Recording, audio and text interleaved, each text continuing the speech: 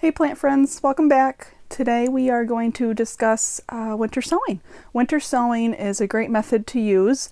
It's one of my favorites. It's low budget. You get the plants outside, makes them really hardy and ready to put in the ground as soon as it warms up. So let's go. All right, so some of the tools we'll need are some transparent plastic bottles, food grade. These are milk jugs I use. You can also use clear soda bottles, water containers. I like to use the milk jugs. They just are a good decent size and I can get more seeds in this. You don't want the milk jugs that are opaque because it won't allow the sunlight in. You want the transparent ones. This is one I've pre-cut already. I'll show you how to cut them. In order to cut them, I use scissors. Sometimes I use a sheetrock knife. You can use a drill for the drainage holes in the bottom. Whatever you have on hand, just be safe when you do it. You're going to need labels. We are going to label both the outside and the inside. Just in case the weather washes off our labels on one or the other, you have the other as a backup. And I do like to use these garden markers. They don't wash away as easily as a Sharpie does. So for this, you're going to want a potting soil. I like the Fox Farm brand. That's just one I've used for many years. I've had great luck with it. And the reason you want potting soil instead of seed starting mix is because potting soil has more nutrients. These plants will be in these containers until they're ready to go in the garden. So the seed starting mix doesn't contain as much nutrients as the potting mix does. So this will help feed our plants until we're ready to plant them out. Have some seeds. Today I'm going to start some squash and duct tape. A good high quality duct tape that will help hold this together, tape it down to keep the moisture in, because this will create a greenhouse effect for our plants. I did forget to mention we are going to top dress our soil with some vermiculite that will help algae and or mold growth and will help regulate the moisture content of our soil. And the top of our plants prevents the plants from dampening off. Dampening off really essentially means that the little seedling is being pinched at the soil surface and it weakens the plant and usually dies. And we don't want that. So we have our milk jug. I like to use scissors just to cut through. It's just easier for me to control. I have used a sheetrock knife before. Just be careful with whatever you use that you don't hurt yourself. You'll want to allow 3 to 4 inches at the bottom of your milk jug or container you're using in order for the root development to have space to grow, because like I mentioned, these are going to be in here for a while.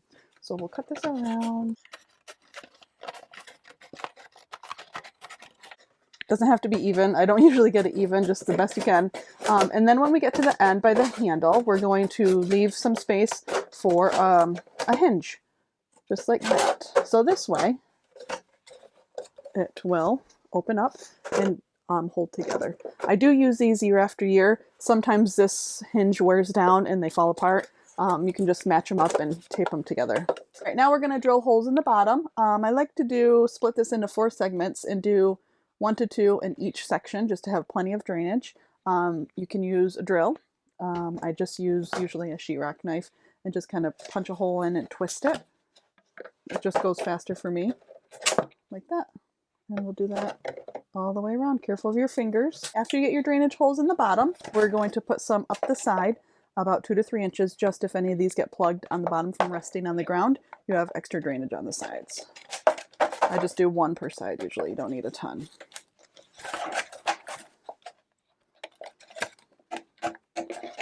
And there you have it. Easy as that. Next, we're going to plant seeds.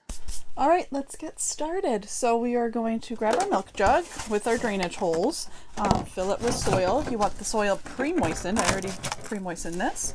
Fill it up 3 to 4 inches.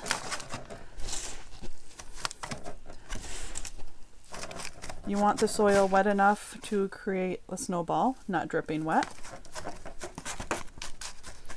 A soil ball, I guess I should say. Pack it down, not too tight. You want room for the seedlings and the roots to come through. And you can tell it's moist enough. You can see the moisture on the side of the milk jug. That's perfect. All right, here we are. Okay, now we have our label. We're going to fill it out. We're going to start with zucchini, Black Beauty. On the back of it, I like to write the date I started so I remember. And underneath, you can write any plant facts if you're new to growing a certain variety or a certain plant. The plant facts are on the back of the seed packet. What you're going to want to pay attention to is the seed depth, 1/2 to 1 inch deep. Let's hold it closer so you can see. And spacing, 12 to 24 inches apart. So when you are planting your garden, you want to know how many zucchini seeds you're going to want.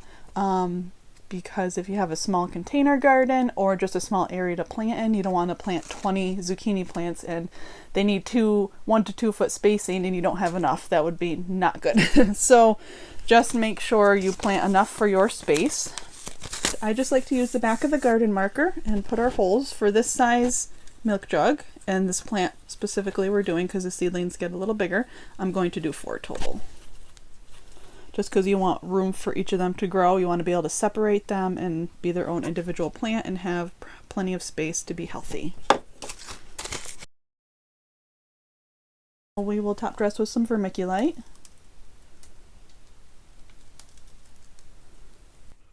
Okay, now we have our seeds planted. We have vermiculite on top. We have our label with the date. Another thing you can write on the back is 4 seeds, so that way you know how many you planted in each container, because it does get a little messy after a while. That way you know the germination rate, what worked, what didn't work. We're going to water the top. All right, we put in our label. Put our cover on, put my top over the bottom just a little bit, just to help hold it down while I'm taping. Tape way over here. I am a little bummed. I did grab black duct tape.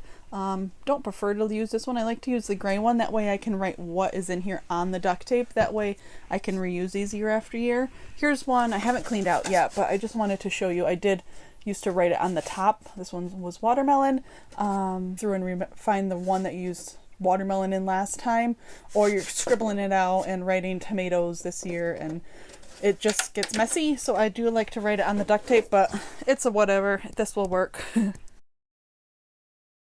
Now we're going to just wrap our duct tape around. So we put our label on the inside, and in a moment we'll label the outside. Sometimes the tape does come undone with the moisture and the rain. Just go out and check it every now and again. Sometimes you have to put another piece of tape on. That will help hold the moisture in here. All right, now we're going to just write on top what we are growing. We have zucchini. And I found just writing on the outside how many seeds I have. If you're doing multiple seeds in each hole, you can write 2 seeds per hole. I'm just writing 4 seeds in this container because that's all I'm doing. And the date. And we just put it outside like this. No cover. Don't leave the cover on. Keep it off. That way the rain and the snow and everything can get in here and keep your plants moist. See the little bit of water drainage on the bottom? That's perfect. It's dripping right out exactly how it should be. There you have it. So we're going to put these outside in a sunny location. We're going to leave the cover off. That way rain and snow can get inside and keep our little seeds moist. It is end of February now here. I typically start in the Northeast where I live a little earlier, sometimes in early to mid-February. You don't want to start these too early because you don't want huge range in temperature. So you don't want like the deep freeze that you typically get in January where I live anyways, and then it warms up and then drops, so you don't want that huge fluctuation. So just start later winter, early spring, February, March, even into April. You can start winter sowing. One thing you're going to want to watch out for is moisture content. On the outside you can tell by the condensation buildup on the edges. Sometimes you may need to add supplemental water. So just keep an eye on each individual one and see how each one does. It's just kind of fun to go in and peek at them. If you do start to see a little seedling in there sprout and you're going to have a deep freeze or cold temperatures, too cold for them, just separate those and cover them. Don't cover the other ones that haven't emerged yet. Just cover the little seedling just to give it some little extra warmth. Keep an eye on them. If they get really big and you can see the leaves on the side of the container, you can undo the duct tape, let it open until they're ready to plant out. But go ahead, get started, have fun. Hey friends, it's Jackie. I did want to hop on here. I forgot to mention, I do like to write down when I start my seeds in a little journal. I have an Excel spreadsheet on my laptop, so I like to use that. That just helps me keep track of when I started what, so I remember for the following year what worked, what didn't work. You can write little notes next to it. All right, take care, bye-bye.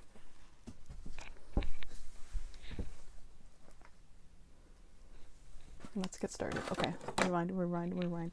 All right, start right here. Okay. Okay, pause. All right, so some of the tools we'll need, milk jugs, no. I